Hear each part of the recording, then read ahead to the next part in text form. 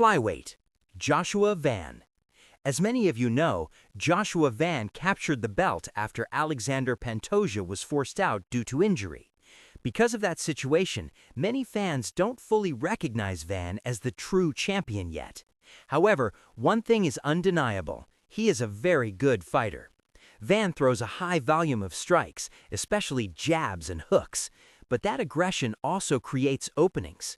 When he commits to his hooks, he often dips his head, which makes him vulnerable to uppercuts. While he lands a lot of shots, he also absorbs quite a few in return. If Pantoja remains out of action for a long time, fighters like Tatsuro Taira and Manel Kape could exploit this weakness very effectively. Personally, I also believe that a healthy Pantoja would have a strong chance of submitting Van if they meet again. Bantamweight, Petr Yan. In a surprising turn of events, Petr Yan defeated Merab Dvalishvili and reclaimed the belt. In that fight, Yan displayed incredible takedown defense along with his usual elite striking. However, after the fight, he underwent spinal surgery, which will likely delay his return for quite some time. To defeat Petr Yan, a fighter needs two key attributes: elite wrestling and effective distance striking. At the moment, the one fighter in the division who seems capable of both is Umar Nurmagomedov. Another potential challenger is Sean O'Malley. If O'Malley continues improving his takedown defense, his long-range striking could give Yan serious problems. There have also been rumors that while Yan is recovering, the UFC might book an interim title fight between Umar Nurmagomedov and Sean O'Malley. Featherweight, Alexander Volkanovski. Alexander Volkanovski is essentially the embodiment of fight IQ. In his most recent fight, he defeated Diego Lopez and reminded everyone why he is one of the best. Even though Volkanovski is incredibly smart inside the octagon, he can be taken down and controlled. We saw this most clearly in his fight against Islam Makhachev. Looking at the current featherweight division, the fighter most capable of replicating that approach is Movsar Evloev. I don't necessarily see Evloev knocking Volkanovski out or submitting him, but he could potentially win through prolonged control and grappling pressure.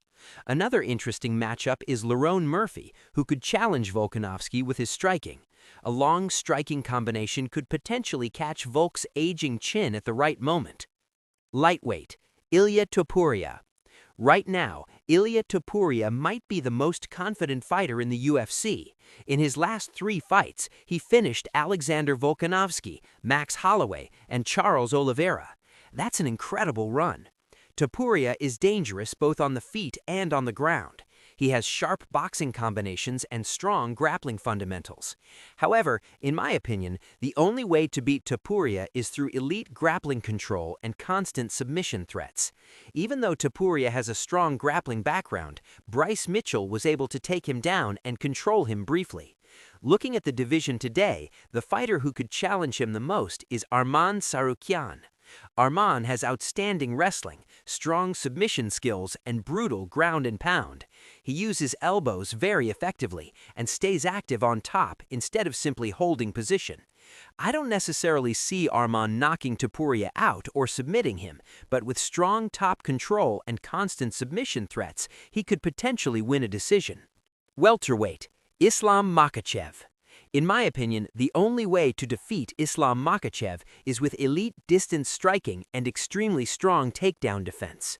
To be honest, when it comes to grappling, I don't think anyone in the welterweight division can currently match Islam's ground game. As we saw in his last fight, anyone facing him must have the cardio to defend takedowns for 5 rounds. In my opinion, there are 3 fighters in the division who somewhat fit this profile: Ian Machado Gary, Shavkat Rakhmonov, and Michael Morales. Gary has excellent striking and uses oblique kicks well. He also has 5-round experience. However, I'm not sure his wrestling is strong enough to stop Islam's takedowns consistently. Shavkat is extremely dangerous, but he's currently inactive and not scheduled for a fight anytime soon. That leaves Michael Morales. He has a strong grappling background, heavy hands, and very effective striking. He is also physically huge for the division. The only real question is his lack of 5-round experience. If Morales manages to catch Islam with a clean punch or kick in the first 3 rounds, he might have a chance. Middleweight, Khamzat Chimaev. Finding a way to beat Khamzat Chimaev is extremely difficult. In his last fight, he showed incredible cardio by wrestling Dricus du Plessis for 5 rounds and dominating him. Right now, the most realistic way to defeat Chimaev might simply be landing a lucky punch. There isn't anyone in the division who can truly match his grappling. Anyone who wants to beat him must have elite takedown defense because Chimaev will likely attempt a takedown within the first 10 seconds of the fight. If a fighter can survive that initial storm, then maybe there's a chance. Light heavyweight, Alex Pereira. Alex Pereira is currently scheduled to fight Cyril Gane for an interim heavyweight title, but until that fight happens, he remains the champion. Beating Pereira requires elite grappling. In the light heavyweight division, I don't believe anyone can truly stand and trade with him. Even if a fighter can't fully take him down, controlling him against the cage and forcing him to fight while moving backward could create opportunities to win. Heavyweight, Tom Aspinall. From the outside, Tom Aspinall once looked almost unbeatable. However, Cyril Gane raised some questions about him at UFC 321. A technical striker like Gane, who can maintain distance and deal damage from range, can create real problems for Aspinall. The key is not to walk forward into Aspinall's power. Instead, fighters must stay outside his range and pick their shots carefully. If you rush into exchanges, you could suddenly find yourself taken down and dealing with dangerous submission threats.